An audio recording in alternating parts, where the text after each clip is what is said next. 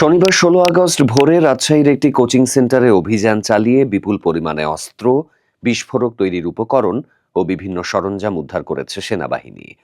গোপন সংবাদের ভিত্তিতে ভোর ৪:৩০টায় নগরীর কাদিরগঞ্জ এলাকায় অবস্থিত ডক্টর ইংলিশ নামের কোচিং সেন্টারটি ঘিরে ফেলে সেনাবাহিনীর ৪০ ইস্ট বেঙ্গল ব্যাটালিয়নের একটি দল। সেনাবাহিনী সূত্র জানায়, অভিযানে ২টি বিদেশি এয়ারগান, একটি রিভলভার, বিভিন্ন কার্তুজ, ৩ বক্স এয়ারগান সীসা, একটি ম্যাগনেট, ৬টি দেশীয় অস্ত্র, একটি জিপিএস, ৪টি ওয়াকিটকি, একটি ট্রাজার গান, ১০টি সিম কার্ড এবং একটি বাইনোকুলার উদ্ধার করা হয়েছে।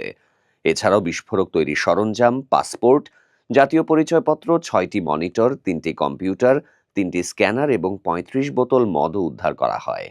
কোচিং সেন্টারটির পরিচালক মুনতাসিরুল অনিন্দ রাজশাহী সিটি কর্পোরেশনের সাবেক মেয়র এইচ.এম. খায়রুজ্জামান লিটনের চাচাতো ভাই। এ বিষয়ে পরবর্তীতে আনুষ্ঠানিক ব্রিফিং করে বিস্তারিত জানানো হবে বলে সেনাবাহিনী সূত্র জানিয়েছে।